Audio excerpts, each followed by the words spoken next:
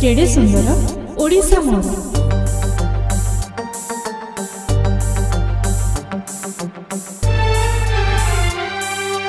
आकाश कहे मोडिशा, सागर कहे मोडिशा, जंगल कहे मोडिशा, मोडिशा, ओडिशा, ओडिशा, ओडिशा।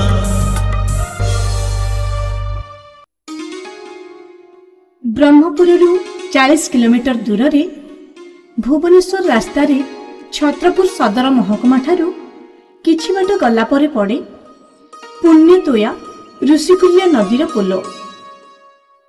पोलो पार होई आगको किछि बाट जाई डाहाणକୁ थिबा रास्ता रे गले आमे पहुँचिबा एक ऐतिहासिक दुर्ग आगरे, जहार नाम हेउछि पोतागढ़। एही दुर्ग ओडिशार 253 वर्षर इतिहास कहे। मुस्लिम, फरासी और ब्रिटिश शासनर एक मुख्य साक्षी भावे एही पोतागढ़ दुर्ग आज मध्य पर्यटकों को तार चमत्कार निर्माण शैली पाई आचंबित करिथा। एही दुर्गटी पेंटागन बा पंचभुज आकृति विशिष्ट। ऐतिहासिकों मत अनुसार एक विशाल भूखंड रे एही पोतागढ़ दुर्ग पोतागढ़ और गोखरगुडा मुहाण निकटरे प्रथमे 1753 मसीह मुस्लिम शासकों द्वारा निर्मित होइथिला। परे 1768 मसीह ब्रिटिश शासकों तत्वावधान रे किछि अंश निर्माण करा जायथिला। एही पोतागढ़ दुर्गर प्राचीरर उच्चता प्राय 18 ରୁ 19 फुट। पूर्वे एहाको एक बड़ खाई घेरी रहिथिला बोली प्रत्नतत्वविद मानकर मत। एही पोतागढ़ दुर्ग मध्यरे 3टी बासगृह कोठा मध्य देखिबाकु मिले। आपण देखिले आश्चर्य हेबे जे एही 3टी जाकर निर्माण शैली भिन्न भिन्न।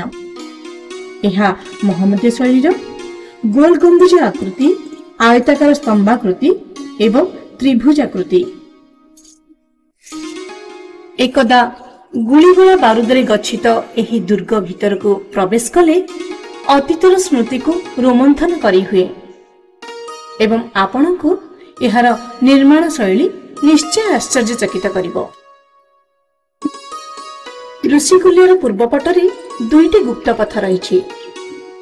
प्रत्नतत्वविद मानकर मत अनुसार गोटे पथ राणी मानकर नदी को गाधोई जीवा पई होइतिबा बेले आउ एक पथ विपद बा शत्रु आक्रमण समय रे नदी पथ देई पलायनर सुविधा रहिछि।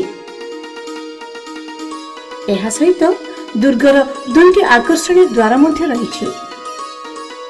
गोटे सम्मुख भागरे रहिथिबा बेले अन्यटी ऋषिकुल्या नदी तटरे विपरीत पार्श्वरे रहिछि।